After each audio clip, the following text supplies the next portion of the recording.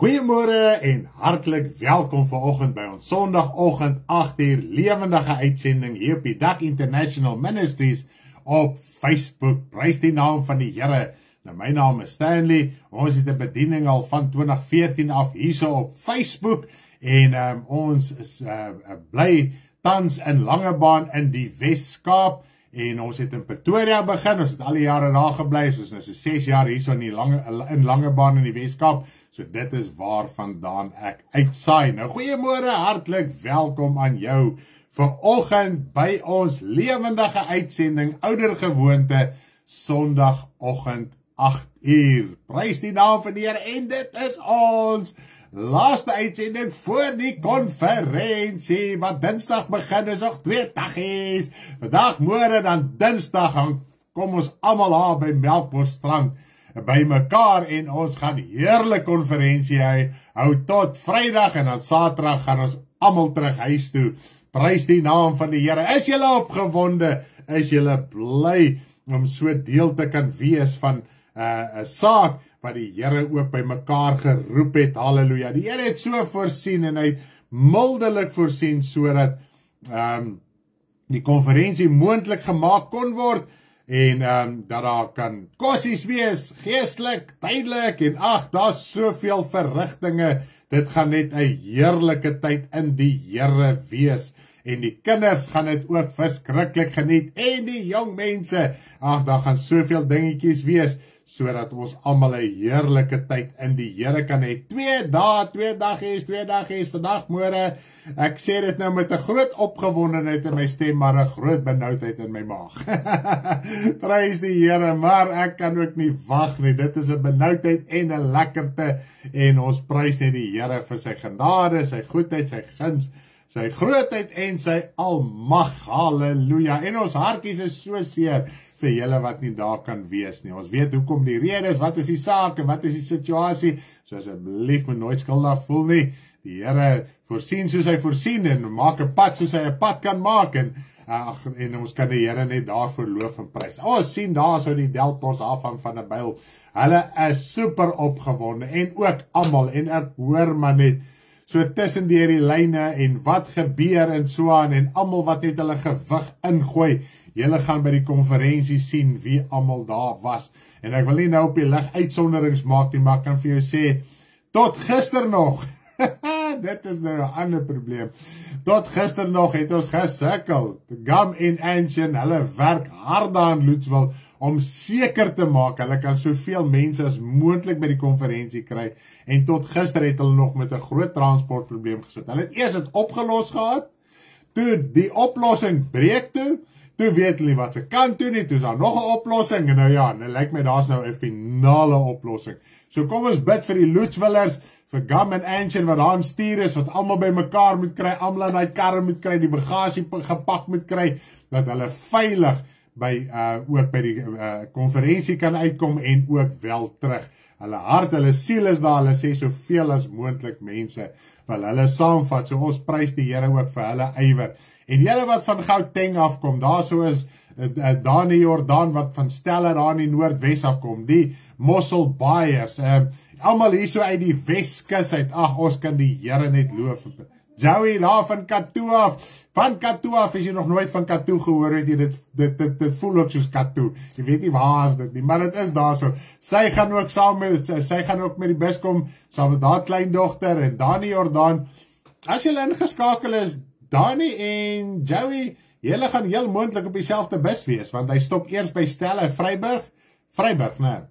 En dan gaan hy deur Katoo toe, en dan gaan ons hulle hierso by Bellville sy busstasie kry, en dan gaan hulle ook hierso lekker saam met ons konferensie. Ons het ons hele lewe nog nooit vir Dani Jordaan ontmoet nie, ons weet skaars hoe hy lyk, ons het so halwe idee, maar hy gaan ook hierso wees, en dit is ons hartsbegeerte, dat daar soveel mense as moontlik by ons sal wees, dat die naam van die Here ook daar geloof en geprys kan word. Halleluja. Nou ja, soos julle kan sien, 2 daaroor, en ek wil net gou hierso op die skerm kom, en net hierdie 2 dagies vir ons afhaal, dat hy ons nie die hele tyd hierso plan nie. Kom ons haal hom net gou af, ek dink ons het nou dit in ons gedagtes. Nou ja, terwyl jy so inskakel, asseblief deel die boodskap na jou Facebook tydlyn toe, na jou WhatsApp status toe, Na die tyd laai ons dit ook op ons YouTube kanaal, op ons Telegram channel, die audio en die video, en dan het ons ook 'n WhatsApp channel. Op ons WhatsApp channel het ons onder andere Bybelstudie Afrikaans en in Engels. Ons plaas al ons skakels ensovoorts, ons dingetjies wat ons graag wil deel, doen ons aktiewe platform wat ons gebruik as ons nie uitsaai nie, is ons WhatsApp channel. So as jy nog nie in die WhatsApp channel behoort nie, asseblief kontak ons. As jy graag die audio en die video ook na die tyd wil kry, nie op YouTube nie, nie op Facebook nie, dan is die Telegram channel, ons laai dit daar op en jy kan dit daar ook besigtig. En wat ook nice is van die channels, jy kan al die vorige posts ook kyk en jy is totaal anoniem.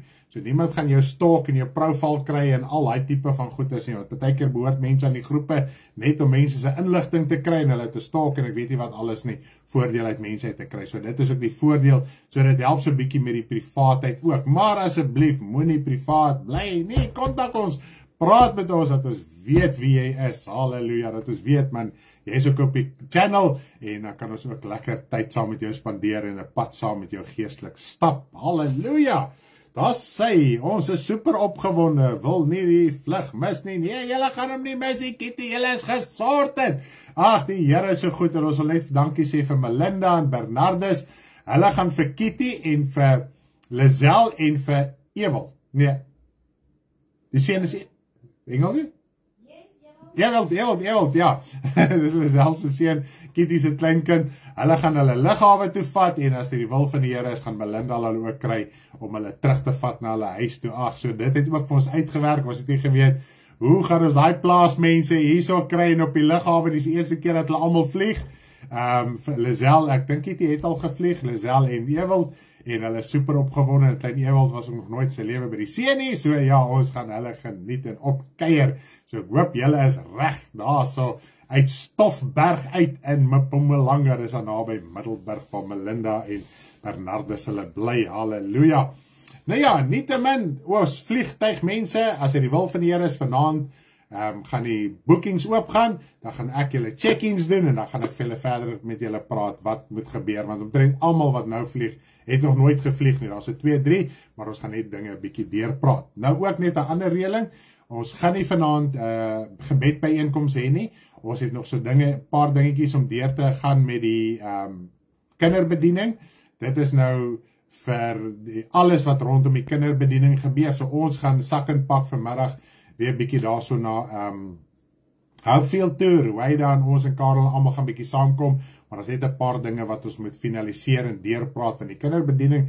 Mens kan nie besef eintlik hoe groot verantwoordelikheid is en hoe groot is dit eintlik nie. En dit is 'n geweldige voorreg as jy dit met ywer en liefde doen. Ek kan vir jou sê, jy belê 'n kind se lewe, en nie net 'n kind nie, ek dink die groot mense geniet die kinderbediening baie meer. So, en ons gaan dit lewendig uitsaai, yes, ons gaan dit lewendig uitsaai, en dis hoekom ons moet deurgaan, laat ons al hierdie technicalities kan bietjie uitsorteer, ons het dit nog nooit gedoen nie, so ja, ons moet daai tegniese punte uitsorteer, so ons gaan vanmiddag al hierdie dinge, ons wil nou nie jaag nie, want dit is 2 dae konferensie, dan gaan nie weer tyd wees om by mekaar te kom nie, so prys die naam van die Here, bid vir ons, dat dit ook sal vlot verloop, bid vir die kinderbediening mense, hulle is super op hulle senuwees, en dat alles ook mooi sal verloop daarso, en dat hulle woordjies kan ken, dat hulle voorbereiding lekker kan doen, ensovoorts, want dit is nou mense uit ander oorde, wat nou moet saamkom, en 'n kinderbediening formuleer, kom nie net uit een huis uit nie, soos ek en Karen, amper sê ek Bakie, ek en Karen, ons doen oom en gesiggie, so ons kan lekker heeldag saam oefen, maar hulle kan nou nie.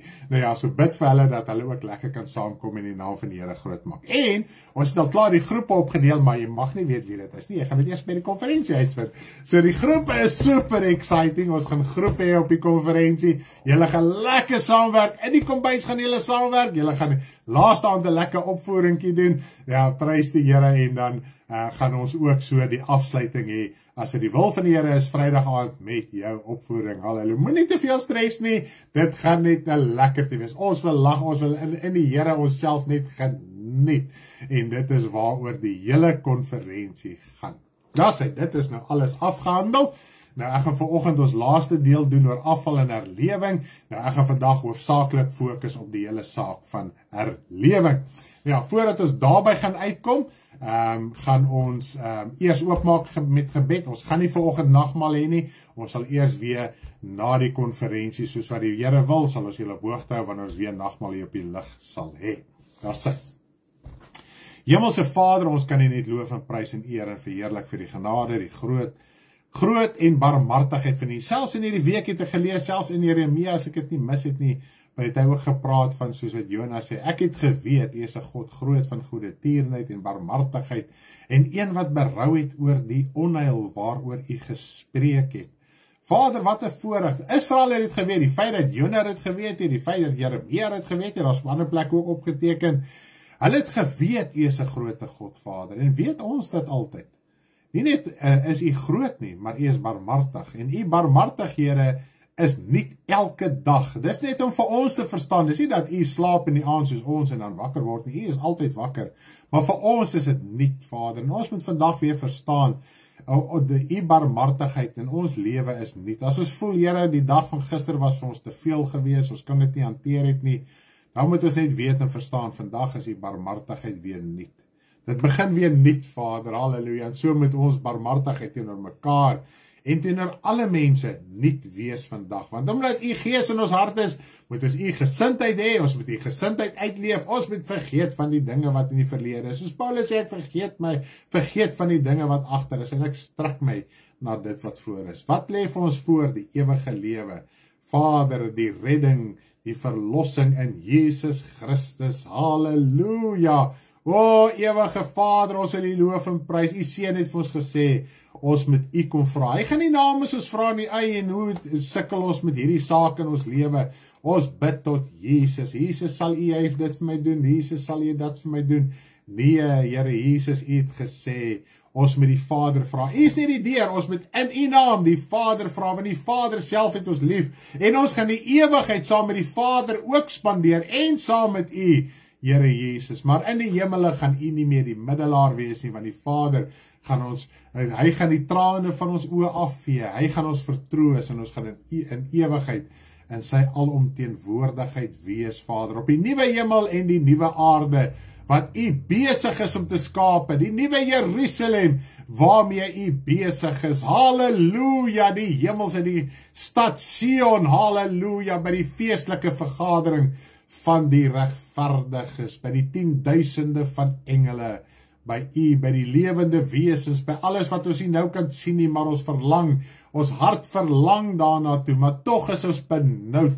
Vader, gaan ons dit maak, gaan ons lewe dit kan uitsorteer, maar tog is dit 'n verlange, en omdat ons nie weet nie, is daar onsekerheid baie keer, en ek wil bid dat U ons gaan help, dat ons werklik waar kan seker wees, maar tog die benoudheid help ons, om op ons tone te bly, sodat ons lewe met U kan regmaak. Vader, ek bid ook vandag, dat U, Here, die konferensie wat voor lê, daar so opgewondenheid, Vader, elke keer as iemand bel of kontak, hulle is opgewonde, mense kan nie wag nie, hulle kan amper nie slaap nie, die tassies is al gepak, die dinge is al reg in plek. Ek wil bid, Vader, dat U ons werklik waar gaan help, dat niemand teleurgesteld sal wees nie, maar dat almal deur U, Vader, halleluja, in hulle harte uitgesorteer kan wees tot eer en verheerliking van U koninkryk. Dat die verwagting wat hulle het, Vader, dat U dit sal ontmoet, en dat 'n bevryding, verlossing en redding sal plaasvind van siele. Dis al wat ons wil, dis al wat ons wil sien, dis al wat ons begeer.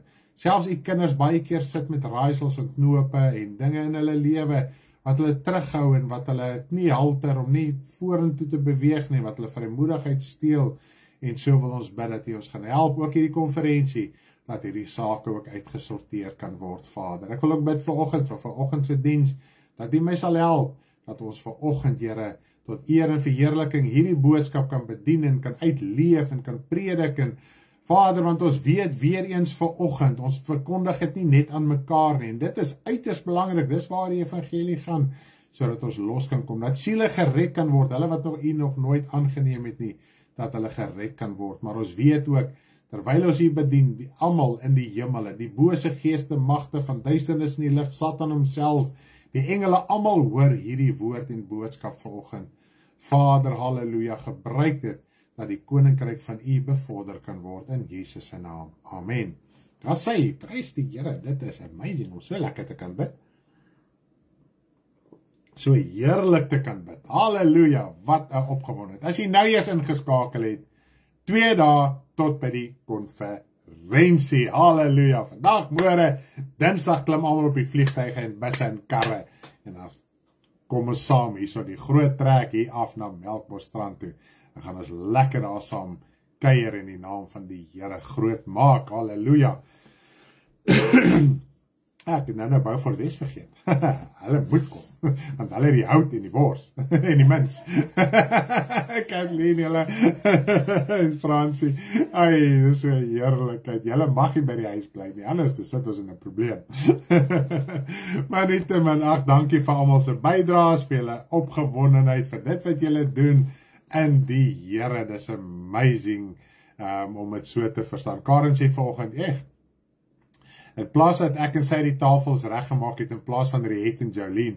Kyk, Riet en Jolene het omtrent uitgehang en hulle hang uit en hulle doen hulle ding en hulle gaan aan. In plaas ons eerder die tafels reggemaak het en kon hulle die dinge bedien het.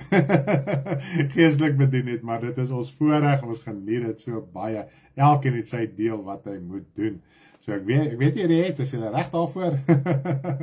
Maar ons gaan julle geniet ook vir dit wat julle doen en dit gemaklik maak vir almal. As sy.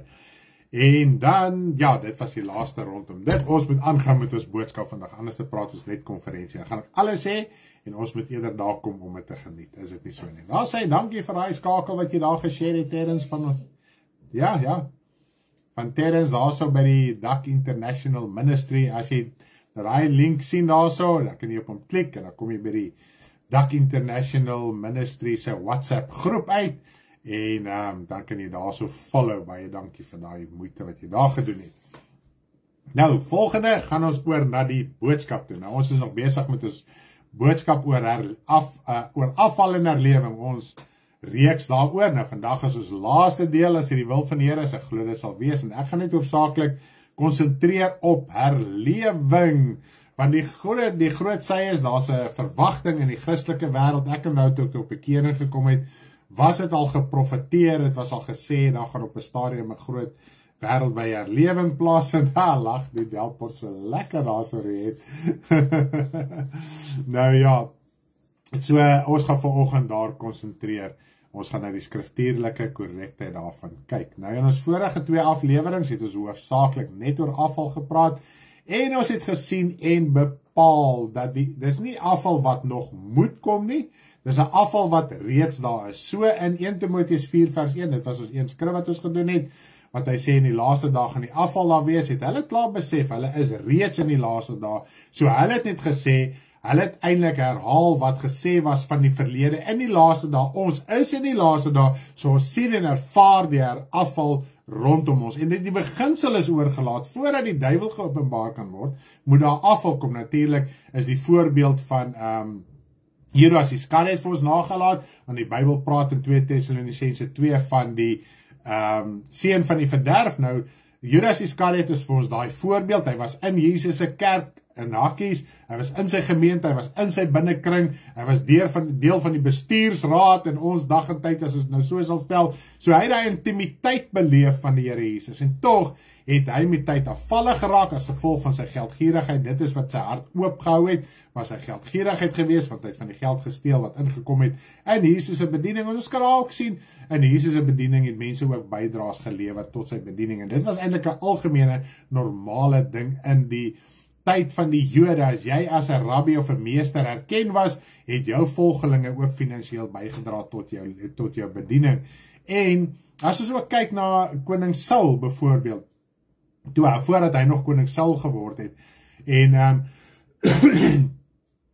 het sy pa se donkies op 'n stadium weggeraak, en dit was natuurlik 'n sakebestuuring van die Here, want die Here wou vir Saul by Samuel uitgebring het, die profeet, en hulle het geloop en gesoek, en na 3 dae, toe sê die een van die dienaars, hoor jy so, Saul, hierso is 'n siener, hulle het al daai jare siener genoem, profete, daar kan hy vir ons sê, waar is die donkies?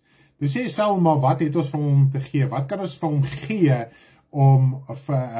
wat kan ons vir hom aanbied, as om net te gaan en te sê, ons soek 'n profetiese openbaring?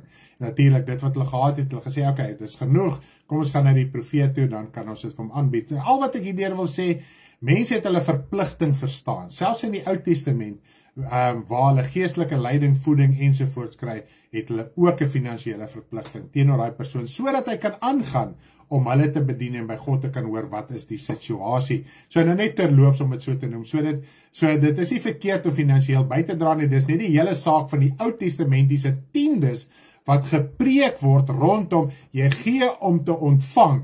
Dit is waar ons probleem lê.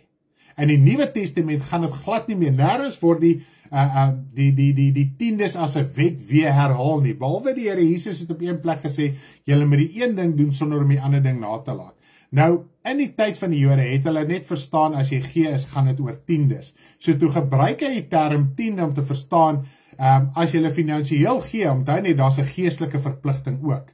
Dis in Matteus 23. So, terwyl jy finansiëel ook bydra, onthou net, daar's 'n geestelike verpligting ook. En eintlik die geestelike verpligting is weeg swaarder as die tydelike saak, maar baie het byvoorbeeld 'n tydelike, hy kan, dis in sy vermoë om tydelik by te dra, maar dan dra hy nie tydelik by nie en hy dra ook nie geestelik by nie, want meeste van die tyd kan ek vir jou sê, die persoon wat sy geestelike verpligting vat en sy verantwoordelikheid vat, weet ook wat is sy finansiële verpligting. Nou net so terloops, wat ek het wil noem, ek wil nie daarby stilstaan nie, net om het so vir te noem, dis kom ons waar ons oor Judas Iskariot gepraat. So waarvoor gebruik ons geld, is wat die woord van die Here sê, hierdie wêreld is wyser teenoor hulle eie geslag, dis teenoor hulle eie wêreldse mense, as die kinders van die Here kry finansies in, en dan spandeer hulle dit heeltemal op verkeerde maniere, verkeerde plekke, en daai klas van ding, en nou sê die woord van die Here, die kinders van hierdie wêreld is wyser, hulle weet om vir hulle eie mense te sorg.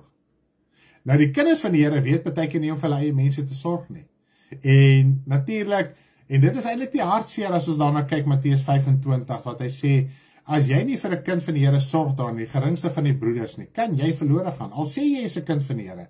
As jy nie jou tydelike verpligting ook verstaan nie, want jy het nou 'n geestelike verpligting, en daar gaan jy mee, indien moontlik, as jy nie kan nie, asseblief, dis altyd die ou wat nie kan nie, sal altyd skuldig voel na so 'n saak.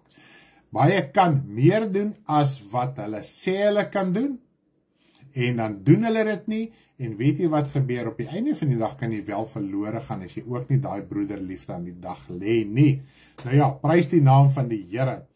Nou, ons het nou al, soos wat ons gesê het, in ons vorige boodskap het ons gepraat oor die afval, en dis 'n tyd wat reeds 2000 jaar gelede begin het, so is daar duisende of miljoene afvallig is, beteken is 'n grootskaalse afval. So wat die woord van die Here vir ons praat, hy praat van die afval, as hy sê die afval wat nog moet kom, praat hy van die afvalligheid van elke persoon, 'n kind van die Here. En ons het baie skrifte gedoen oor hoe die afvalligheid binne gemeentes aangespreek was. Selfs God het deur Jesus, deur die sending van sy engel vir Johannes gesê, hierdie 7 gemeentes is in 'n geweldige afvalligheid, eintlik 5 van hulle wat in 'n geweldige afvalligheid was, en hulle moet hulle self bekeer. So as jy voel, jy is in afvalligheid, bekeer jy. So dit gaan nie oor 'n daar gaan hoofopskrifte in die kerk of in die koerant te wees, hierdie afval begin nie.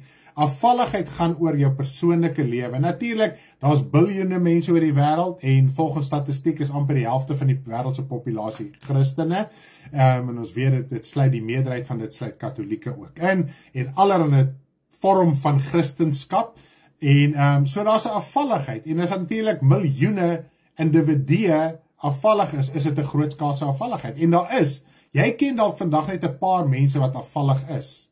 Nou as jy 'n paar ken, en elke persoon wat ywerig die Here dien, ken 'n paar, op die einde van die dag, as jy die wêreldpopulasie in ag neem, is daar miljoene, dalk biljoene Christene, wat op hierdie stadium afvallig is. Jy ken hulle dalk nie almal nie. Jy ken dalk net 'n paar.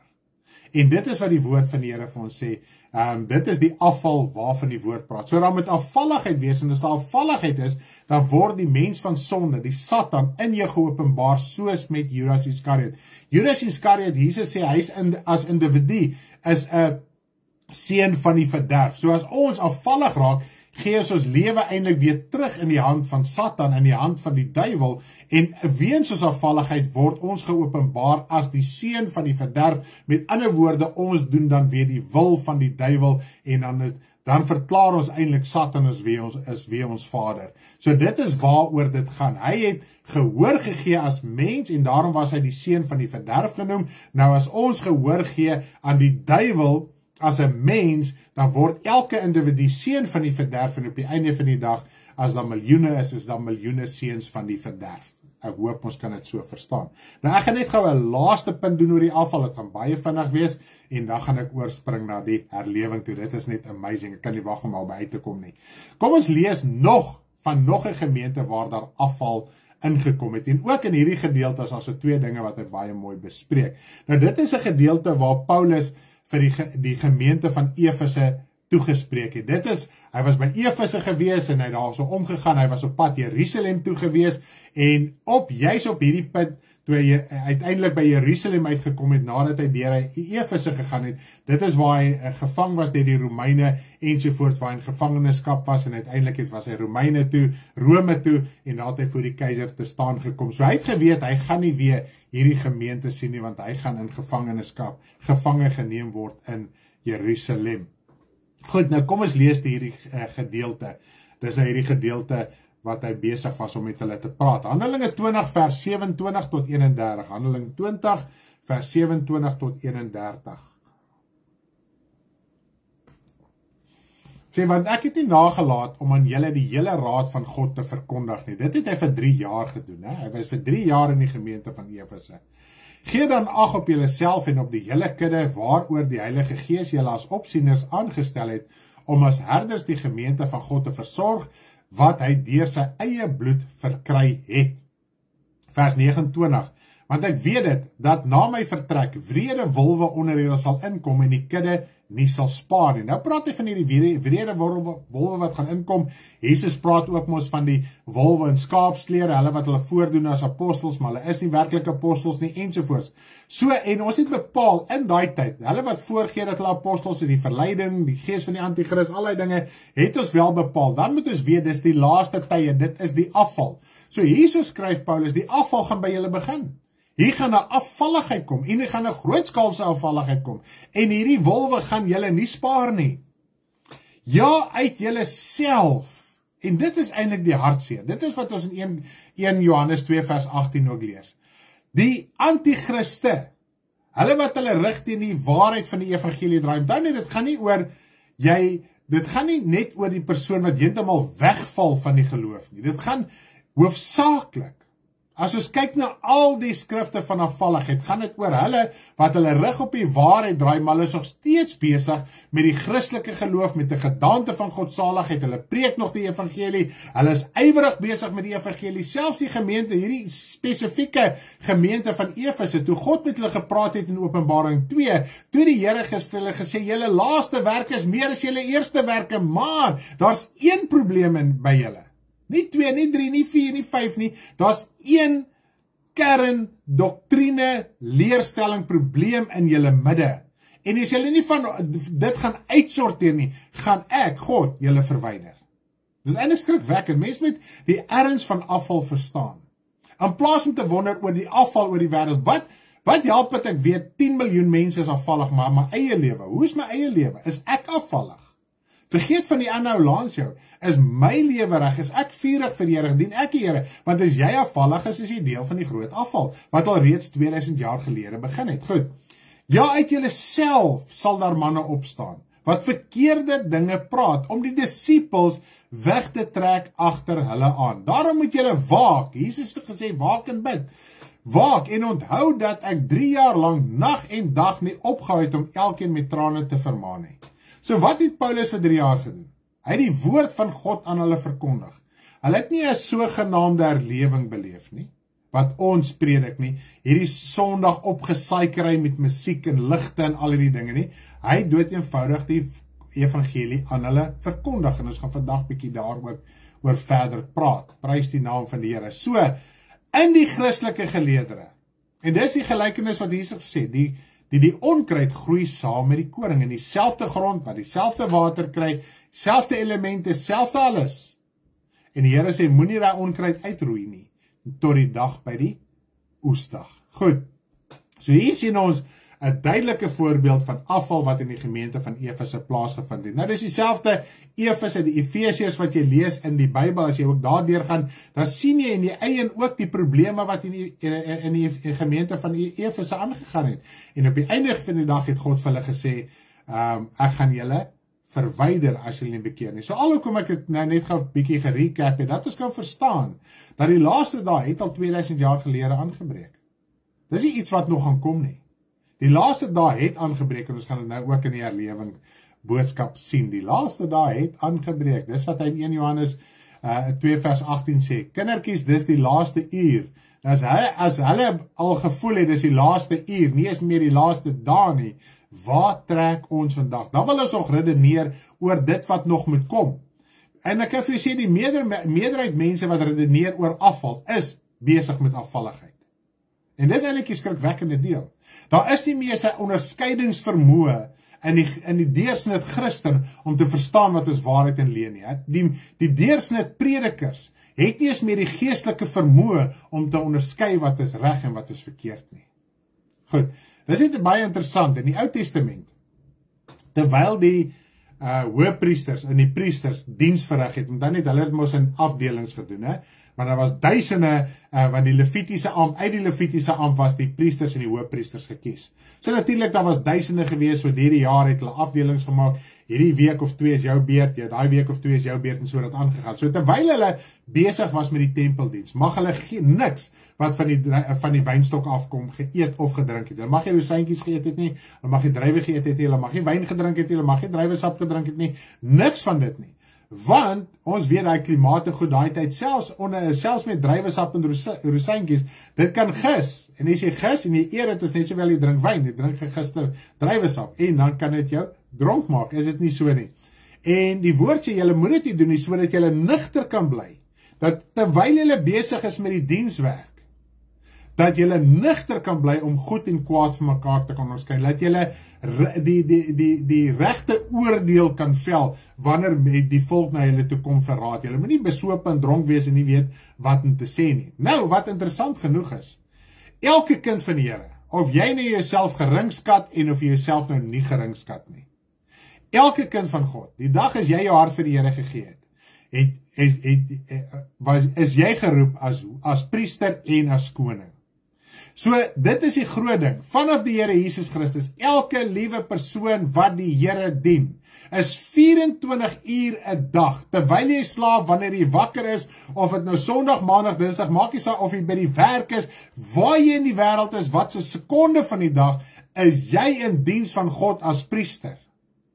Nou as priester moet jy nie toelaat dat hierdie sonde en hierdie ongeregtigheid, jy moet nie van die wêreld se genot eet en drink nie, anders te gaan, as jy dit wel doen, gaan jy besoop raak, jy gaan your mind gets clouded, met ander woorde, jy gaan ek weet nie wat sy Afrikaanse woord nie, prys die Here, ek wil hier so in Engels ding, met ander woorde, die sonde omring jou, dit maak jou toe, dit sny jou af, sodat jy nie die wysheid en die kennis van God in jou lewe kan hê om die dinge, daar sê dankie, wêreld maak 'n mens bedwelm, dinge van die wêreld maak 'n mens bedwelm, dat jy nie nugter kan sien en dink nie. Ons weet, in die vlees as jy dronk is en dwelms gebruik, en wat die geval ook al mag wees, jy is nie nugter nie, jy kan nie die regte oordeel vel nie.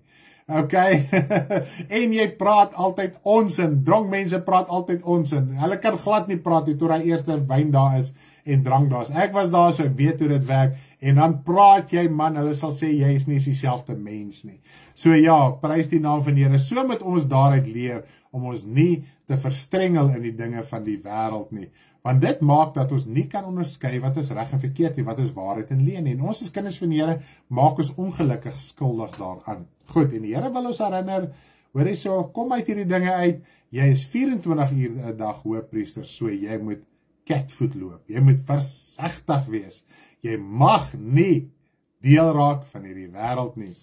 Nou daar is 'n verwagting dat daar 'n wêreldwye herlewing van die Christelike kerk gaan plaasvind, in die sin dat die Heilige Gees gaan uitgestort word soos in die begin, net groter. Nou baie mense sal praat van die dubbele deel van die krag van Elia, of the double portion. Dalk het jy al daarvan gehoor, dalk het jy al nie daarvan gehoor nie, maak nie saak nie.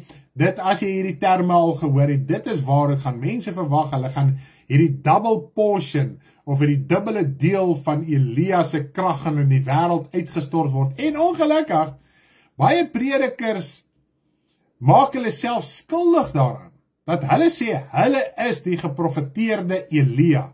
Daarom sal jy altyd in die kerk hoor van, kom hierso, hier is die vuur van God, come to the fire of God. En predikers praat geweldig oor die vuur van God. Wat gaan neerdal en gaan neerval en hier in ons kerk gebeur het, en as daar emosionele ervarings plaasvind, dan sê hulle, we have an encounter.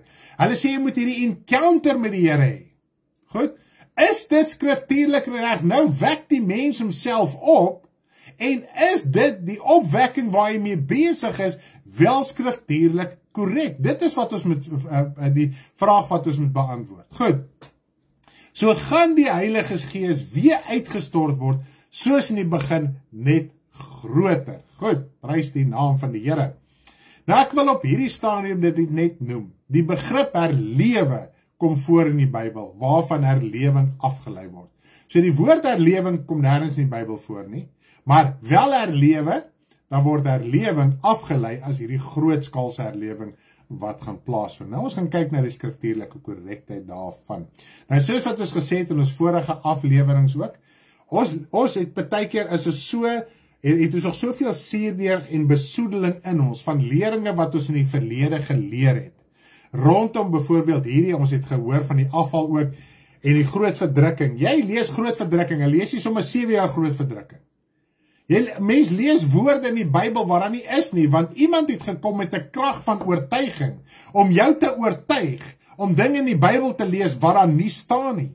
So wanneer jy dit selfs op jou eie tyd lees, dan lees jy dit met dieselfde gedagtepatroon as daai persone wat dit vir jou gepredik. En weet jy wat is baie interessant? Wat ek al agtergekom het oor die jare heen.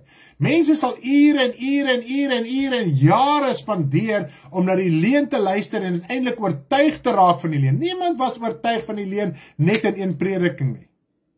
Want daar hy prediking gehoor, dan hoor hy volgende en so het dit aangegaan, dan hoor hy mense praat dieselfde en dan so oor tyd, oor maande en jare formuleer jy en jy koop ook in daai leuen in, omdat die meerderheid daarvan praat, terwyl die woord sê, moenie die meerderheid navolg in dinge wat verkeerd is nie. Nou wil die mense baie keer in een sin, bel my Stanley, of sê net gou vir my kortliks, wat ek nou vir 10 jaar die leuen geleer het. Ek wil dit gou kortliks hoor. Want die woord van die Here sê, die evangelie is baie keer moeilik om oor te dra, omdat die mens traag geword het om te hoor. Die mense is nie traag om die leuen te hoor nie, maar die mense is traag om die waarheid te hoor. Die waarheid van die evangelie. As jy hoor die leuen, hy herhaal elke preek presies dieselfde met 'n ander skrif. Nou ons met die waarheid bly herhaal, sodat die leuen in ons verwyder kan word. Goed? Nou hy prys die naam van die Here. Kom ons gaan voort. So baie keer lees ons, as ons lees van herlewe of uitstorting van die Heilige Gees, of wat die geval ook al mag wees, dan sien ons, okay, dit is hoe dit staan. En dit is 'n groot sy van die saak. En ek sê dit baie keer. As ek nou met, kom ons sê, 'n professor van een of ander universiteit gaan sit van teologie, wat kom ons sê nou al 30 jaar doseer. En ek en hy gaan oor sekere kennispunte in die Bybel praat. Gaan hy my onder die grond in redeneer. Het jy dit geweet? Want hy het kennis, hy het letterkennis. Maar hy letterkennis verander nie sy lewe nie, dit verhard sy lewe. So die groot sy van die saak, die enigste manier, hoe God se woord, wat hy vir ons sê, soos 'n vuur is, soos 'n lig is wat skyn, is wanneer ons die woord, verstaan eerder 5 verse in die Bybel, en pas dit van harte toe. En as jy dit doen, dan word dit lewend. Jy moet jou onderwerf, wanneer jy besluite neem besluite volgens die woord, en dit alleen gaan maak dat jy die woord van harte verstaan. Anders is die woord gebod op gebod, reël op reël, hier 'n bietjie, daar 'n bietjie. Dan gaan dit oor kennis, dit gaan nie oor lewe nie, dit gaan nie oor gees nie. Hoekom het Jesus gesê, my woorde is gees en lewe? Omdat hy presies gedoen het, dit wat hy gepredik het. En dit wat hy gepredik het, het hy gedoen, en dit het hy by die Vader geleer. En ons wil te veel kennis hê. Jy kan vandag die Bybel van Genesis tot Openbaring uit jou kop uit opsê. Dis nie te sê jou lewe is godvrugtig nie. Om kennis te hê maak nie godvrugtigheid nie. Jy hoef nie eens 'n Bybel te hê nie. As jy werklik waar die Here dien, sal jy doen presies wat in die Bybel staan. En as iemand die Bybel lees, sal sê, my liewe land, ek sien daai persoon lewe volgens die woord van God. Ons wil baie preek, maar ons wil nie ons eie lewe neerlê en doen wat die woord van die Here van ons verwag in gegewe situasies nie. Goed. Nou, ek wil gou 'n vraag aan jou stel. En ek wil nie meer dit nou beantwoord nie. Dis iets wat ek wil hê derentyd in die boodskap in jou hart moet uitsorteer, want op die einde van die dag gaan ek dit wel antwoord. Dit is net gou ietsie om oor na te dink. Hoekom soek mense na so 'n herlewing? Dis die vraag. Hoekom soek mense na hierdie herlewing, hierdie dubbele deel, hierdie wêreldwye uitstorting van die Heilige Gees ensovoorts? Hoekom wil mense dit hê? Goed, ons gaan die vraag later beantwoord. Ek wil net hê u moet so lank bietjie begin dink oor hierdie saak. Nou kom ons lees die gedeelte waar Petrus gepreek het. Dit was nou met die uitstorting van die Heilige Gees. Die Heilige Gees is klaar uitgestort. Hulle begin tale praat en die mense het gesê en met hulle begin spot en gesê hoor julle is dronk. En toe Petrus begin preek en dit is waar ons hierdie gesprek gaan optel. So die Heilige Gees is klaar uitgestort, die tonge van vuur, die verwarring het gekom, mense het hulle gespot. So ons gaan lees vanaf vers 14, dis Handelinge 2 vanaf vers 14 tot 21. Handelinge 2, 14 tot 21. Maar Petrus het opgestaan met die 11 en sy stem verhef en hulle toegespreek. Hy moes sy stem verhef het, want daar was 'n groot commotion gewees, né? Joodse manne, so met wie het hy gepraat, die Jode en almal wat in Jerusalem woon, so almal wat daar teenwoordig was. Dit moet julle weet en luister na my woorde. Hierdie mense is tog nie dronk soos julle dink nie, want dit is nog maar die 3de uur in die môre. Maar dit is wat deur die profeet Joël gespreek is. Nou van hier af haal hy aan wat deur die profeet Joël gespreek is. So nou haal hy 'n profetiese woord van die verlede aan en hy sê, ons leef nou aan. Met ander woorde, nou praat hy in die teenwoordige tyd. Ons leef nou in die vervulling van die profesie wat deur Joël gespreek is. Hy het die verlede profesie aangehaal en gesê, dis nou die vervulling, ons leef nou daarin. Kom ons lees vanaf vers 17. Hy net wat ons bedien het, skriftuurlik, volgens die afval, wanneer het die laaste dae begin? Wat preek Petrus? En in die laaste dae spreek God. Hy het nie verwys na 'n toekoms vorentoe nie. Hy het gesê, dit wat Joël gesê het, is nou die laaste dae. Dis, ons beleef dit nou, tans, hierso waar julle my nou aanhoor, 2000 jaar gelede van ons af. Toe die laaste dae reeds begin, so dit was al reeds die vervulling van die profesie van Joël. Kom ons lees aan, ek sal my gees uitstort op alle vlees, en julle seuns en dogters sal profeteer, en julle jongelinge sal gesigte sien, en julle ou mense sal drome droom. En dit het gebeur sedert die uitstorting van die Heilige Gees. Daar selfs in Handelinge, selfs die dogters van Filippus, hy het 5 dogters gehad en al 5 was profetesse. Daar was profete gewees, mense het drome gehad. Daar's vir ons opgeteken soos byvoorbeeld Petrus wat hierdie visioen gehad. Selfs Paulus het die Here op een plek geroep deur 'n visioen ensovoort. So ons sien dit het wel al reeds in vervulling begin kom. Goed, so die laaste dae het 2000 jaar gelede begin. En ook op my diensknegte en diensmaagde sal ek in die dae, wat is daar die laaste dae? Goed, my gees uitstort en hulle sal profeteer. En ek sal wonders gee bo in die hemel en tekens op die aarde, bloed en vuur en rookdamp. Die son sal verander word in duisternis en die maan in bloed, voordat die groot en deurligtige dag van die Here aankom. Nou verwys hy hierna 'n verdere tydperk toe, voordat die groot en deurligtige dag van die Here gaan aankom, en ons weet, dit is die wederkoms. So hy sê, hier in die laaste dae, hier begin ons, met die uitstorting van die Heilige Gees, en mense sal profeteer, en droom, en al hierdie dinge, ensovoorts, en dan gaan dit aangaan. Dit wat ons hier lees, die laaste dae, is 'n continuation, dis 'n voortsetting, tot en met die wederkoms. Dis hoekom al hierdie dinge onder mekaar genoem word, sodat ons kan verstaan, die laaste dae het aangebreek 2000 jaar gelede, en dit gaan voort, die laaste dae tot by die wederkoms. Goed, maak dit sin vir julle. En elkeen wat die naam van die Here aanroep, sal gered word. En dis nou baie interessant. Ewe skielik kom hy hierso en hy sê, en elkeen wat die naam van die Here aanroep, sal gered word. Nou hierdie vers 17, ja, maar tot 21, is 'n direkte aanhaling uit die profetiese woord van Joël in die Ou Testament, en ons gaan dit wel ook lees. Nou, eerst wil ek hê ons moet iets verstaan. Eerstens, ons moet verstaan dat die Heilige Gees wat uitgestort was, op wie was dit uitgestort? Op hulle wat eendragtig by mekaar was en volhard het in gebed. Dit lees ons in vers 14, Handeling 1 vers 14. So, hulle was eendragtig by mekaar. Hulle was 120 mense by mekaar, eendragtig by mekaar, en hulle volhard in gebed en smeking. Hulle was nie besig met die wêreld nie, hulle het nie voor die TV gesit nie, hulle was nie besig met valse godsdienste nie, hulle was eendragtig, het hulle God gesoek, en die Heilige Gees was net op hulle uitgestort, nie op die mense buitekant nie. Okay? Ek wil hê ons moet 'n prentjie kry, want daar's 'n illusie rondom hierdie dinge. Soos dit daai, wow, almal die Heilige Gees ontvang. Nee. Hulle wat Godvreesend was, hulle wat gehoorsaam was aan die roepstem wat die Here Jesus het gesê het, gaan wag in Jerusalem. Dit was die apostels wat eendragtig en die disippels wat eendragtig saam was. Hallo Bobbiekie, hoe gaan dit met Bobbiekie? Bobbiekie kom kuier vir ons. Sy gaan ook so 'n bietjie vandag. Kom sê hulle vir die mense. Kom sê hulle. Kom op pad toe. Kom. En wys almal mooi lyk Bobbiekie. Kom wys gaan vir die mense. Daar's Bobbiekie. Hallo mense. Kyk hoe mooi peertjie.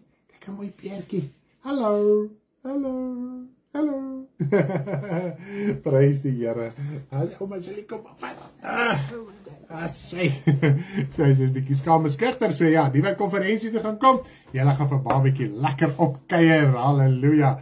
Sy lyk so 'n bietjie skugter, maar sy tussen mense is baie opgewonde. So, kom ons vat net eers 'n slukkie water.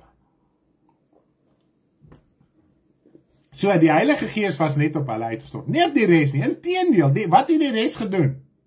Die res het hulle gespot. Okay? So, hulle wat op baie stadium sy harte nie voorberei was nie. Hulle wat op baie stadium nie voor God gewag het nie. Die Heilige Gees was nie op hulle uitgestort nie. Inteendeel, hulle het gespot oor die werking van die Heilige Gees, want hulle het nie gesê nie, hallo baba, ag jy het dit nog gaaf, hallo baba, hulle is te opgewonde oor Bobbiekie.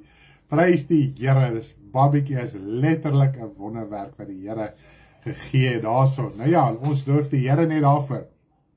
So hulle was nie besig met die wêreld, die mense buite was besig met koop en verkoop, en dan net wat was Paasfees, dit was wat sê ek Paasfees, Pinkster gewees, en die fees van die weke, so dit was 'n tyd van hassel en bassel, en handel dryf, en al hierdie tipe van goed. So die mense buite was besig met hulle wêreldse dinge elke dag, en toe die Heilige Gees uitgestort, hulle wat afgesonder was, hulle het die Heilige Gees ontvang. Hulle wat voor God was, het die Heilige Gees ontvang. En die res het nie verstaan nie, want hulle was besig met die wêreld. Waarom is hierdie dronk mense besig? So uiteindelik gespot met die werking van God se Heilige Gees. So daar's 'n illusie wat in ons lewe moet begin val. Dat ons hierdie suurdeeg waar ons mee groot geword het, uit ons lewe uitkry. Anders te gaan ons die woord die heeltyd verkeerd verstaan, en dit gaan gebod op gebod, reël op reël wees. Goed. Okay, daarso. Nou die res. Wat sê Petrus op die einde, in vers 21? Wat moes die res gedoen het? Die res, hy sê, die res moet hulle bekeer. As jy die naam van die Here aanroep, sal jy gered word. So, hulle wat buite is, hulle wat nie deel was van hulle wat die uitstorting op baie oomblik ontvang het nie. Hulle moet nou kom en die naam van die Here aanroep, soos wat die apostels en die disippels dit al vir 10 dae lank gedoen het. Want Jesus het na 40 dae opgevaar, hy het gesê, gaan wag in Jerusalem, dat julle aangedoen word met krag, en dit was 'n 10 dae tydvak. Hulle het nie geweet, hulle gaan 10 dae wag nie. Hulle was in gehoorsaamheid daar gewees. En glo my, as jy nie weet wat jy doen nie, kan 'n dag soos 'n week voel. En 'n minuut kan soos 'n uur voel. So hulle was voor God gewees. Hulle was afgesonderd van die wêreld. Nou die wêreld buite wat nie besig was met God nie, hulle moet nou begin die naam van die Here aanroep. En wat leer ons verder. Kom ons lees verder in Handelinge 2 vanaf vers 38. Toe die mense begin sê, nou wat moet ons doen? Soos wat Petrus nou gepreek het, en sê hulle, wat moet ons doen? Om dit ook te ontvang, die belofte, dit wat julle het. Wat moet ons doen om dit te ontvang? Kom ons lees Handelinge 2 vanaf vers 38 tot 43. En Petrus sê vir hulle, bekeer julle. En laat elkeen van julle gedoop word in die naam van Jesus Christus tot vergewing van sondes en julle sal die Heilige Gees ontvang. So jy kan nie die Heilige Gees ontvang sonder bekering nie. So dis 'n besluit wat jy moet neem. Petrus het gespreek onder die krag van die Heilige Gees, onder die leiding van die Heilige Gees. En het gesê wat julle moet doen, julle moet 'n besluit maak om julleself te bekeer en te doop en so sal julle die Heilige Gees ontvang. Nie noodwendig in daai orde nie. Want op baie plekke in die Nuwe Testament sien ons mense wat hulle bekeer het, het dadelik die bewys dat hulle die Heilige Gees ontvang het, was dadelik daar gewees en hulle was toe later met water gedoop. Ek wil nou nie op die teologie ingaan nie, ek het Bybelskoollesse wat ek het breedvoerig uiteensit. Goed? So dis nie, jy bekeer jou, jy laat jou dood, dan op 'n stadium ontvang jy die Heilige Gees nie. Nee, om nou is die hele Bybel. Daai tyd moes die hele evangelie nog ontwikkel. En omdat hulle nog uit die Ou Testamentiese tyd gekom het, daar's dinge wat moes uitwerk en God moes dit vir hulle lewend maak en hulle moes sekere dinge ervaar en sien en beleef sodat hulle dit aan ons kan oordra met sekerheid. Nou kan ons dit verstaan. Die dag as jy jou hart vir die Here gee, ontvang jy die Heilige Gees, jy word gedoop met die Heilige Gees, jy word gevul met die Heilige Gees, want sonder die Heilige Gees kan jy nie tot bekering kom. Sonder die Heilige Gees het jy nie gawes nie. Sonder die Heilige Gees is jy niks, het jy die liefde van God, jy het niks in jou lewe nie. Dis dieselfde Heilige Gees waarin al die gawes is, die liefde van God, die oorwinning, die verlossing, die bevryding, alles is in een Heilige Gees. Daar's nie verskillende Heilige Geesse nie. Goed. Nou sê hy vir hulle, bekeer julle, nommer 1. Julle moet aan God begin glo. Julle moet iets begin doen. Roep die naam van die Here aan. Met ander woorde, bekeer julle self. Roep julle aan, besef julle sondige toestand. En roep die Here aan en bekeer julle self. Maak 'n besluit in julle lewe. Want die belofte kom julle toe en julle kinders en almal wat ver was en die wat die Here ons God na hom sal roep. So die belofte is ook ons sinne. OK. En met baie ander woorde het hulle besweer en vermaan en gesê. So wat het hy gedoen? Hy het hulle besweer en vermaan. Laat julle red uit die verkeerde geslag. So wat het hy gepreek? Hy het bekering gepreek. Hy het hulle vermaan. Besweer is met ander woorde, hy het baie rustig met hulle gepraat. Soos die Here Jesus sy leringe oor die hel gegee het, as jy jou nie bekeer nie, gaan jy hel toe. Dis die prediking wat hy afgelê het. Nie die opgesmikte, gemotiveerde, vleeslike prediking wat ons deesdae in die Christelike wêreld kry nie. Die wat toe sy woord met blydskap aangeneem het, wat het hulle met blydskap aangeneem? Hulle moes besluit het. Hulle neem die woord aan. Hulle moes besluit het om hulle te bekeer. Hulle moes besluit het hulle gaan iets doen. En daar is op die dag omtrent 3000 siele toegebring en hulle het volhard in die leer van die apostels en in die gemeenskap en in die breking van die brood en in die gebede. So hier kan ons sien hulle volhard in die lering. Daar was nie hierdie opgesmikte ding wat hulle deesdae in die Christelike kerk het, kom hier vir jou encounter, kom hier vir die vuur, kom hier vir dit nie. Hulle het geleer en hulle het volhard in die leer. Hulle het hulle daaglikse lewe begin inrig volgens dit wat hulle gehoor het. Hulle het die gehoor ervaring gekry en in die week ingegaan en normaal gelewe soos die res van die wêreld. Ons lewe soos die wêreld, dan wil ons vir die wêreld preek, hulle met hulle harte vir die Here gee. Kan die wêreld werklik waar sien jy's 'n kind van God in jou besluite, in jou dade, in jou emosies, in jou denke? En vrees het op elkeen gekom en baie wonders en tekens het deur die apostels plaasgevind. Goed. So ja, die wonders en tekens was daar, selfs deur die hande van Paulus. Maar ek meen as jy genesing gekry het, hoekom wil jy weer genesing kry?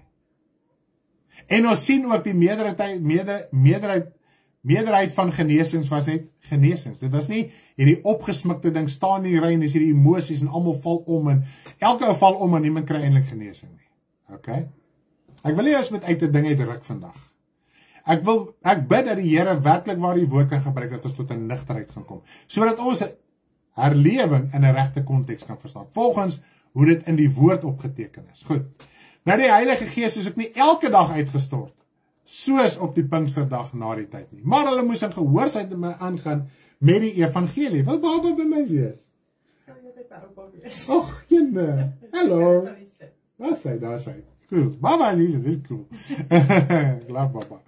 Maar anyway, so met die gevolg, en ek wil net hier by die konferensie, want daar net, ek dink julle kan sien, kinders plaas glad nie, ons het ook lekker dingetjies vir hulle, terwyl die diens aan die gang gaan wees, sodat hulle ook net lekker tyd kan spandeer. Die eerste konferensie was ons kinders en jong mense so gehoorsaam en soet en oulik binne die diens, en hulle het gesit en ingekleer, as ons gesing het hulle gesing, en hulle was nooit 'n steernis gewees. Hulle het so 'n bietjie onder mekaar gepraat, dis nie 'n steernis nie, halleluja, ons dien die Here man, die kindertjies moet na die Here toe kom, om die Here te dien, halleluja, hulle moet by ons sien, wat sy heerlikheid is dit, om die Here te dien, is dit nie so nie, daar sê, Kathleen,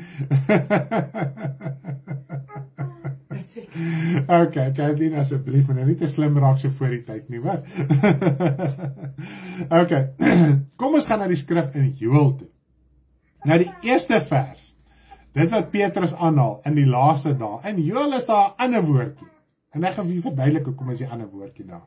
Hy sê Joël 2 vers 28, Joël 2 vers 28, nou ek gaan nie die res lees nie, want die res is presies soos wat Petrus het gepreek het, so jy kan dit op jou eie tyd ook gaan lees. Nou al wat Joël sê, en daarna sal ek my gees op alle vlees uitstort. Wat Petrus gesê het, in die laaste dae sal ek my gees op alle vlees uitstort. Hoekom sal Petrus het so aanhaal, maar Joël het dit so geprofeteer? Nou ons gaan daarna kyk, hoekom daarna? Wat het voor daai vers, wat is geskryf voor die vers van daarna? So dit beteken Joël het iets geprofeteer, tot by vers 27. Dan sê hy daarna, die dinge wat daarna sal gebeur, wat nou geprofeteer is tot op vers 27, dis wat sal gebeur. Kom ons kyk wat is dit wat gebeur het voor daarna. Joël 2 vers 23 tot 25, kom ons lees die skrifte net voor dit. Hierdie is net fantasties. En julle kinders van Sion, juig en wees bly in die Here julle God, want hy gee julle die leraar tot geregtigheid. Wie is die leraar tot geregtigheid? Die Here Jesus Christus. So hierdie is 'n profesie. Nou soos kyk die profesie voordat praat hy van hoe daar 'n fisiese vleeslike verwoesting van Jerusalem gaan wees, bla bla bla. En dit het alles gebeur soos geprofeteer is en hoe die Rome Jerusalem gaan inval. Nou ten tye van Jesus was Rome aan bewind gewees. Hulle het die wêreld beheer. Goed. So die profesie voor dit praat hy van hoe Rome Jerusalem gaan binneval, Israel gaan binneval. En wanneer dit op 'n stadium gebeur het, gaan ek vir julle die leraar van geregtigheid stuur. So Jesus het gekom in die tyd toe Rome wel aan bewind was. En laat op julle neerdal die reën, die vroeë reëns en die laat reëns soos voorheen. Dan sal die dorsvloere vol koring wees en die parskype van mos en olie drup. Oorloop. En ek sal julle vergoed, die jare wat die trekspringkan, die voetganger, die kaalvreter, die afknyper verslind het. My groot leermag wat ek teen julle gestuur het. Nou ons weet, die trekspringkan, voetganger, kaalvreter ensovoort is 'n simboliese spraak, okay? Dis beeldspraak. Nou, Jesus het gekom en die woord sê, die leraar van geregtigheid gaan die reën op julle laat neerdal. Goed? Nou kom Joël en hy sê, daarna, wanneer die leraar gekom het, en julle vergoed. Nou, dat is baie profetiese woord, wat ek nie nou gaan aanhaal nie, dit selfs in Romeine haal Paulus het ook aan. Hoe God, die Oud-testamentiese Israel, hy moes al sy beloftes eers aan hulle volbring het. Dit was sy belofte. Want hy het 'n belofte van die geestelike verlossing en hy moes in geregtigheid moes hy dinge in die vlees ook laat gebeur het, omdat Israel die nageslag van Abraham ook na die vlees was. So God moes in sy geregtigheid moes hy dinge in die vlees kom openbaar het, om 'n herstel in Israel te bring. Wat is daai herstel? Dis hierdie dorbene, wat hulle gesê het, ons verwagting is klaar, wat Esegiel 37 van praat. Ons verwagting is klaar. En onthou net vanaf dat Israel teruggekeer het, vanuit ballingskap, was daar omtrent 'n 400 jaar profetiese stilte tydperk. Israel moes eintlik in geloof aangaan. So daar was nie meer verwagting dat God hulle weer gaan ontmoet en weer 'n profeet gaan opwek om vir hulle leiding te gee en 'n koning nie. Hulle moes net aangegaan het op hulle manier. En Griekeland het hulle oorheers en na Griekeland het Rome gekom, so nou is hulle onder hierdie Romeinse druk. Maar waar is hulle koning? Waar is hulle verlosser? Waar is hulle redder? En dis wat hy sê, toe die Here Jesus Christus gekom het, het hy weer daai hoop gebring. Hy het weer daai reën laat kom en hulle siele het laat neerdal deur die woord, want hy sê, dis my woord wat julle reinig. Die woord van God is soos water gewees vir Israel. Hulle was in hierdie droogte, hulle was in hierdie dorheid, hulle bene was dor gewees, daar was nie meer 'n verwagting van verlossing en redding nie. En hier kom die leraar van geregtigheid, maar ongelukkig het hulle dit nie verstaan nie. Maar tog het die Here Jesus Christus gekom. En dis wat hy gesê het, terwyl hy op aarde was, het hy gekom vir die vleeslike Israel. Hoekom? Want God moes sy beloftes aan hulle eers tot stand gebring het. En dis wat ons ook lees in Handelinge 3 vers 26. Kom ons lees gou Handelinge 3 vers 26. Daar's ander verse ook in Handelinge, maar gaan net volstaan by die een vers. God het nadat hy sy kind Jesus opgewek het, om eers vir julle gestuur, om julle te seën, deur elkeen van sy booshede te bekeer.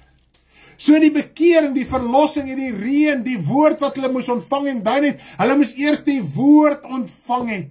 Hulle moes eers die woord aangeneem het. Hulle moes eers hulle hart oopgemaak het vir die reën van God, halleluja, sodat hulle siele bekeer kan word, halleluja, dat hulle siele gereinig kan word deur die woord. En dis wat die Here Jesus vir sy disippels sê, julle sal rein deur die woord wat ek tot julle gespreek het. Want die apostels en die disippels het dit aangeneem. Hulle het die woord aangeneem, so daai reën het hulle siele kom benat. Hulle het vrug begin oplewer. En natuurlik, wat het gebeur? Wat sê die Here deur die diens van Joël? Daarna, nadat die leraar van geregtigheid by julle was, en ek het al my vleeslike beloftes vervul, ek het vergoed, ek het julle kom genees, ek het julle duiwels kom uitdryf, ek het vir julle weer hoop gegee, die woord sê, en het 'n lig opgegaan in Israel, halleluja, en die lig was die Here Jesus Christus, maar hulle het hom nie aangeneem, die handjievol, die oorblyfsel het hom wel aangeneem. En ook duisende daarna, nadat die Heilige Gees uitgestort word, na die reën gekom het, daarna stort ek my Heilige Gees uit. Nou ongelukkig hierdie skrifgedeelte oor die reën, dis die skrifgedeelte wat aangehaal word, wat sê dat die reën nog moet kom. En dit word gekoppel aan die skrif in Sagaria 10 vers 1, en ek wil net vir ons die skrif in Sagaria 10 vers 1 ook lees, ek gaan nie meer baie lank lees nie. Bid tot die Here om die reën, in die tyd van die laatreëns. Die Here maak die weerligte, en hy sal aan hulle stortreën gee, plant op die veld aan iedereen.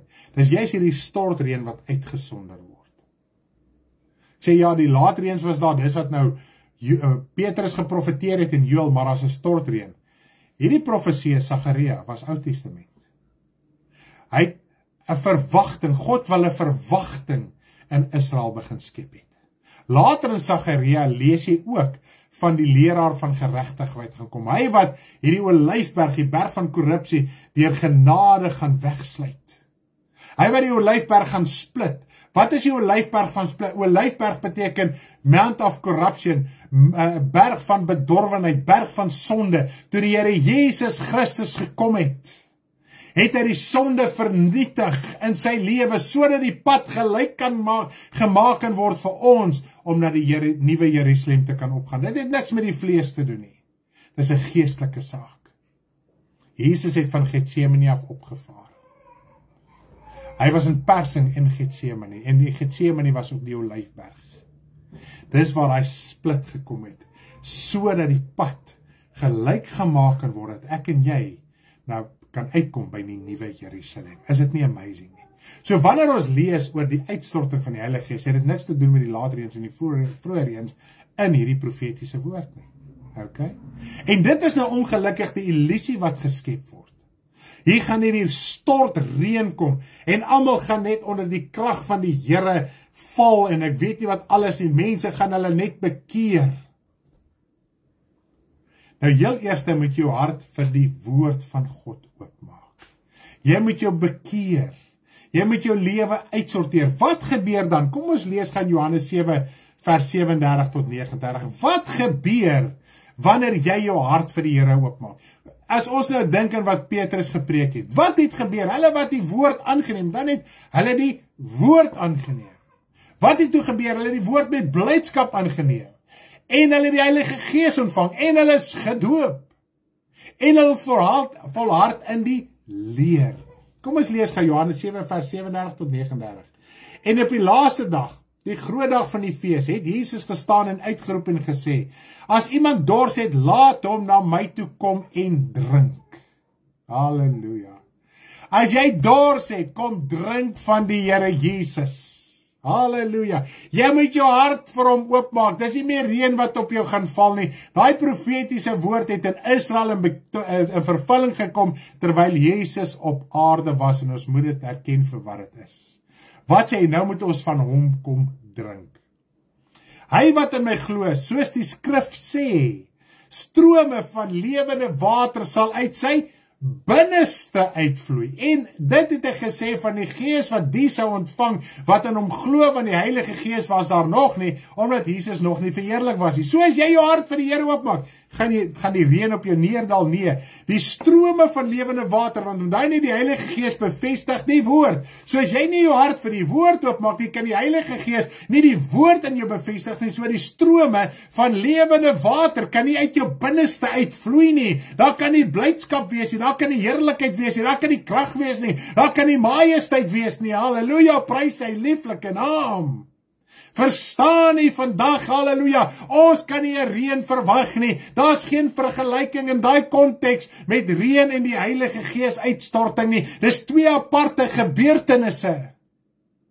Nou sê hy, as jou hart vir die woord oopmaak, hoe maak jou hart oop? Jy bekeer jou, jy erken die woord is die waarheid. Jy erken die woord is heilig en rein en jy's 'n sondige mens. Verkoop onder die sonde, verkoop onder die ongeregtigheid. Jy is verlore, jy is op pad hel toe. Herken dit vandag, maak jou lewe oop voor die aangesig van die Here. Dat hy strome van lewe, die Heilige Gees, die woord in jou lewendig kan maak, kan bevestig dat jou lewe kan verander. Wat moet daarna gebeur? Ons moet volhard in die geloof. Ons moet volhard in die leerstelling van waarheid. Daar gaan nie meer die emosionele ervaring wees nie. Ek het nooit ooit weer in my lewe die ervaring gehad die dag van my bekering nie. Daarna moes ek in geloof aangaan. Daarna moes ek in wete aangaan. Daarna moes ek in gehoorsaamheid voortgaan. Of ek voel en of ek nie voel nie. Ek moet weet, Here het my siel kom redde. Ek het 'n begeerte na die woord en as hy begeerte verdwyn, dan forceer ek my vlees, ek forceer my gehardheid. Jy sal die woord lees, jy sal gaan bid, halleluja, dat die vrede van God jou hart weer kan beetneem. Geen emosionele ervaring nie. Nou, dit bevestig wat ons lees rondom die hele saak van herlewe. Kom ons lees die vers in Jesaja 57 vers 15 oor herlewe. Wat gelees word as herlewing. Want so sê die hoë en verhewe, wat in die ewigheid woon, heilig is sy naam. As ons van God lees, dan raak ek so opgewonde. Halleluja, ek woon in die hoogte en in die heilige plek, en by die verbryselde en nederige van gees. Is dit nie goddelik nie? Halleluja, God woon in die hoogte. Daar waar ons hom nie sien nie, in sy heilige plek, maar hy woon ook by die verbryselde en nederige van gees. En as God by jou woon, is daar 'n verandering in jou lewe, halleluja. En om te laat herlewe.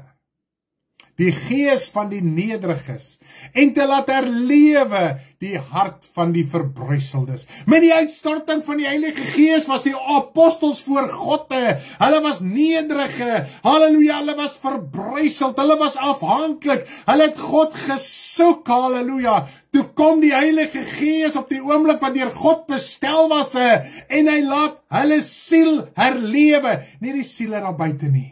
Hulle wat voor God was, hulle wat verbruiseld was, hulle wat God gesoek het, en dan net hulle was in vrees en benoudheid daar gewees.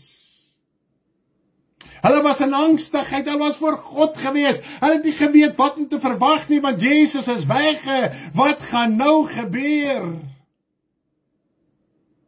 So hulle was in hy diepe afhanklikheid, hulle was nie besig met die wêreld nie. Hulle was nie besig met die leerstellings van die fariseërs en die sadduseërs en die owerpriesters nie. Hulle was afgesonderd van alles, en God kon hulle daar ontmoet het, en hulle hart het herlewe. Nie die res nie, die res het gespot. Selfs hulle, na die prediking van Petrus, wat hulle hart vir die woord opgemaak het, wat herlewe, die meerderheid het nie herlewe nie. Individue het herlewe. En dit is die illusie van die Christelike kerk. Kom ons kom terug by ons aanvanklike vraag. Hoekom soek die mense na so herlewing? Want die mens wil nie homself bekeer nie. Dis asof hy wil hê God moet hom forceer om hom te bekeer. God gaan nie jou forceer nie. God is nie soos die duiwel wat sonde in jou afforceer nie. God trek jou, en hierdie bediening is deel daarvan. God trek jou, as jy afvallig geraak het, kom terug na die Here toe. Bekeer jou, jy gaan nie daai reën kry, jy gaan nie daai ewer skielike ding kry, jy gaan die oggend opstaan, en jy is hierdie nuwe mens nie. Jy moet jou bekeer, jy moet effort insit, jy moet moeite insit, jy moet volhard, jy moet werk in die evangelie. Daar's werke van die geloof, daar's werke van geregtigheid. Selfs Johannes die Doper sê, gaan dra die vrug wat by die bekering pas. Ons het 'n persoonlike verantwoordelikheid. En as jy 'n woord verwerp, selfs as kind van die Here, as jy 'n woord verwerp, dan kan God se gees nie jou lewe bevestig nie, want God se gees gaan nie in jou lewe 'n ding bevestig wat teenstrydig is met sy woord nie. En daarom baie keer is ons in 'n toestande wat ons verwerp die waarheid van God se woord. Nou praat ek nie eens vir die sonder wat nog nie eens die woord aangeneem het nie. Ek praat nou met jou as kind van God. Dit is waar die afvalligheid inkom. 'n woord gaan uit Paulus sê, het ek julle vyand geword deur die waarheid aan julle te verkondig. Voorheen het julle my aanvaar as Jesus as 'n engel. Julle is julle oë uitgepluk het, uitgegrawe het om vir my te gee. Dis die liggaamlike toestand wat Paulus by hulle aangekom het, stikkend geslaan al. 3 maal skipbreek gebly, 5 maal met 39 houe geslaan. Halleluja, prys die naam van die Here. Hy's met stokke geslaan, gestenig. Hoe moes sy liggaam gelyk het as ou man al? Vol knoppe en kneusplekke. Hy sê ek het in krankheid by julle aangekomme. Al hy houe en sla het krankheid in sy liggaam veroorsaak. God het hom nie bo-natuurlik genees nie. Hy het Lukas gehad wat hom gehelp het om sy wonde te verbind. Ons moet uit die illusie uitbreek. Dis nie lekker om met pyn deur te gaan nie. Vra my, ek weet, ek ken pyn in al sy vorms. Dis nie lekker om siek te wees nie. Dit nie alter jou, dit maak dinge vir jou moeilik. Ek het hom so. Maar ons kan nie hardloop na die evangelie toe, wat vir ons leuns verkondig, wat hy sê, julle genees die verbreking van my volk op die maklikste manier, deur te sê vrede en veiligheid, terwyl daar geen vrede is nie. Die woord van die Here leer vir ons hierso, in Jeremia 6 vers 16, en hierdie is vir my 'n amazing skrifgedeelte. Jeremia 6 vers 16. Hy praat eers in Jeremia 6 vers 10, hoe jou ore besnede moet wees, sodat jy kan luister. Kom ons lees gou Jeremia 6 vers 10 en dan 6 vers 16. Hier is soveel wat ek wil lees, kom ons lees gou. 6 vers 10, 6 vers 14, 6 vers 16. Jammer Peer, jammer, weet dat ek jou so 'n bietjie rondmors. Sjoe, hulle het 'n lewe vir die woord gegee, vandag wil ons terugsit en net ontvang, niks self doen nie. Dis presies so, Kathleen. Die mens is lui om sy lewe af te lê. Maar hy soek hierdie reën, want hy weet, as hy in die toestand sterf waar hy nou sterf, is hy verlore. Kind van die Here of nie? Kom ons lees gou. Wie sal ek toespreek en waarsku, dat hulle kan hoor? Kyk, hulle ore is onbesnede, sodat hulle nie kan luister nie. Kyk, die woord van die Here is vir hulle 'n smaad. Hulle het daar geen behae in nie. Kind van God, is jou oor besnede? Selfs Stefanus het hierdie gepreek. Hy het gesê vir hulle, julle is onbesnede van ore en hart. Kan ons na die woord van waarheid luister? Nie net luister nie, maar doen. Wat beteken luister? Jy hoor, jy neem in en jy pas toe. Of het die woord van God 'n smaad geword? Vers 14. En hulle genees die verbreeking van die dogter van my volk op die maklikste manier, deur te sê vrede, terwyl daar geen vrede is nie. Nou lees ons in Tessalonisense, as hulle sê vrede en veiligheid, kom daar skielike verderf. En hoe word dit nie gepredik nie? Goed, vers 16. So spreek die Here, staan op die weë en kyk en vra na die ou paaie, waar tog die goeie weg is, en wandel daarin, en julle sal rus vind vir jul siel, nie vir jou aardse liggaam nie. Maar hulle het gesê, ons wil daarin nie wandel nie. En die vrouens was in die voorpunt van hierdie saak. Maar omdat die mans nie op hulle plek was nie, het die vrouens oorgevat. Satan het by Eva ingekom, Satan kom by die vrou in, en verlei hulle agter 'n valse evangelie, omdat die mans nie op hulle plek was, om die vrouens leiding te kon gegee het nie. Hulle sê op 'n plek vir Jeremia, is ons sonder die medewete van ons mans hierso? Man, is jy op jou plek, of sit jy agteroor en sê, 'n vrou mag nie bedien nie. Ek gee nou nie om die vrou, of die vrou nou waar of vals is nie, dit is nou irrelevant. As jy op jou plek was daar dalk nie 'n valse vrou op die platform nie. Maar ek dank God vir vrouens wat die waarheid kan aanneem, wat bereid is om daaraan te onderwerp, dit te gaan uitleef, dit te respekteer, sodat die waarheid uitgedra kan word. Nou, 'n laaste gedagte, ek wou nie oor bedien het nie. Ek het die notasie gehad, maar ek het dit uitgevee. Maar ek moet daaroor bedien, jammer daarvoor, dis 'n laaste gedagte. Almal wat hierdie reën verwag. En dit koppel aan 'n herlewing. Kom ons lees gou. Hier is my rowwe een om te lees en te bedien, maar gaan vir hom doen. As hy gaat ons. Openbaring 11. Moenie my nou te veel vra hierso nie, hoor, as kan ek by konferensie lekker deurpraat. En 'n riet soos 'n stok is aan my gegee, en die engel het gestaan en gesê, staan op en meet die tempel van God en die altaar en die wat daarin aanbid. Maar die voorhoof buitekant die tempel moet jy uitlaat en dit nie meet nie, want dit is aan die heidene gegee en hulle sal dit 42 maande lank vertrap. En ek sal my 2 getuienis gee dat hulle die met sakke bekleed 1260 dae lank sal profeteer. En hulle is die 2 olyfbome en die 2 kandelaars wat voor die God van die aarde staan. En as iemand hulle wil beskadig, gaan daar vuur uit hulle mond en verslind hulle vyande. As iemand hulle wil beskadig, moet hulle op dieselfde manier gedood word. Hulle het mag om die hemel te sluit. En ek wil hê ons moet op vers 6 let. Ons het mag om die hemel te sluit. Het ek gesê waar ons uit lees? Openbaring 11 van vers 1 tot waar ook al. Sluit. Sodat daar in die dae van hulle profesie geen reëns val nie. En hulle het mag oor die waters, om dit in bloed te verander. So. En my aarde tref met allerhande plaas, so dikwels as hulle wil. En wanneer hulle getuienis volëindig het, sal die dier wat uit die afgrond opkom, teen hulle oorlog voer, en hulle oorwin, en hulle doodmaak. En hulle lyke sal lê op die straat van die groot stad, wat geestelik genoem word, Sodom en Gomorra, waar ook ons Here gekruisig is. En mense uit volke, stamme en tale en nasies sal hulle lyke 3,5 dag lank sien, en nie toelaat dat hulle in die graf gelê word nie. Die bewoners van die aarde sal verheug wees oor hulle en sal mekaar geskenk gestuur, omdat die 2 profete die bewoners van die aarde gepynig het. Prys die Here. Hallo Witty oupa. Sy sing Witty, sweetie oupa.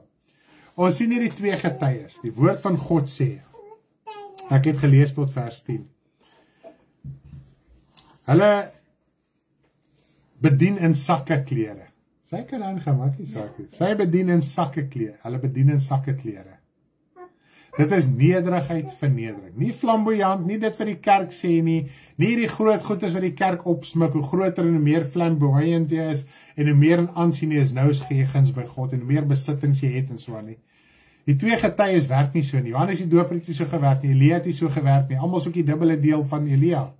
As jy dit soek, dis die dubbele vernedering dan van Elia. Dit is nie skriftuurlik korrek nie, maar as ek uit jou mond uit moet praat, is jy bereid om nog minder in die vlees te hê as Elia? Is jy bereid om nog meer verag te word as wat Elia en Johannes die Doper, want Johannes die Doper was die vervulling van die profesie van Elia, nie jy nie. Okay? Nou sê hy, hulle het mag om vuur. Wat is die mag? Wat is die vuur? Dit is die woord van God. Die Here sê vir Jeremia, my woord in jou is soos vuur en dit sal jou teestanders verteer. En as jy kyk na Jeremia se lewe, hoe meer hy geprofeteer het, hoe erger het die vervolging teen hom gekom. Hoekom? Want die woord het hulle verteer, die woord het hulle oortuigings waar hulle mee besig was, verteer, dit het die gedagtes aan die lig gebring, as jy vat die Here Jesus ook, hoe meer hy die sonde en die ongeregtigheid aan die lig gebring het van die skynheilige fariseërs, hoe meer was hy in die vlees vervolg gewees. Jeremia 5 vers 14, daarom so sê die Here, die God van die leerskare, omdat julle hierdie woord spreek, kyk, ek maak my woorde in jou mond, 'n vuur in hierdie volk hout, en dit sal hulle verteer. Dit sal hulle verteer, dit sal hy oortuiging verteer, dit sal hulle leerstelling verteer. Hulle weet wanneer die waarheid aan die lig kom, hulle leerstelling kan nie staande bly nie, daarom vervolg hulle jou, want sy leerstelling kan nie bly staan teen die leë nie, al voel jy stap daar weg en jy het niks bereik nie, God se gees bevestig die waarheid. Nou sê hy, daar sal geen reën val nie.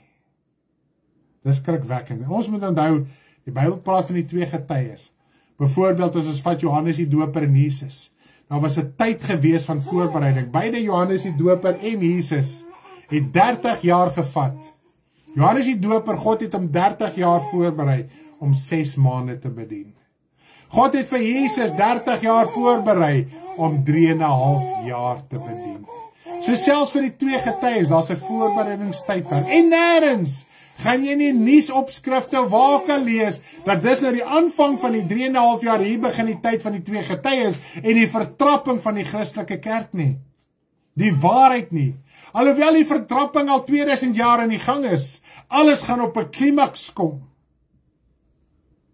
En in hierdie tyd, dis wat die woord selfs in die Ou Testament sê, hulle gaan soek na die woord van die Here, maar dit gaan nie meer daar wees nie. Ons moet nou ons bekeer, suiwer op die bediening van die woord.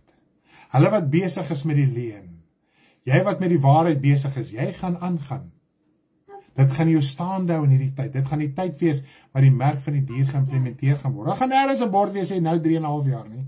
As jy weer sien is jy daar, dan gaan jy nie weet wanneer dit begin nie. Het dit nou 6 jaar terug begin, het dit 3 maande terug begin, gaan dit nog 6 jaar vorentoe gaan nie. As jy weer sien is ons daar. Dis wat die Here Jesus sê, die wêreld gaan aan soos normaal, as hulle weer sien is dit die wederkoms. So nêrens gaan daar 'n teken wees, bonatuurlik te sê, dis die aanvang en dit is nou die laaste tyd wat op aarde is. En wat skrikwekkend is, wanneer die twee getuies gedood gaan word deur die wêreld, gaan die wêreld nog aangaan. En dit is waar die woord van God sê, as jy nou al die skrifte in Openbaring lees, ook in Openbaring 16, dit is waar die lydsaamheid van die gelowiges gaan inkom. Hulle gaan die hele tydperk deurgaan. Dan gaan die getuies gedood word. Dan gaan die wêreld nog aangaan. Want niemand, maar absoluut niemand weet wanneer die wederkoms gaan plaasvind nie. So dis hoekom die Here ons nou al skool. Hy oefen ons nou al. Hy leer ons nou al en ons moet ophou uitrek. Ons moet die speelgoedjies van die duiwel los. Ons moet nou al ons lewe besit nie. En daai ding wat jy verskoning versoek, ek kan nie verlossing word nie, ek kan nie meer bid nie, ek kan nie meer die woord van God soek nie. Los dit.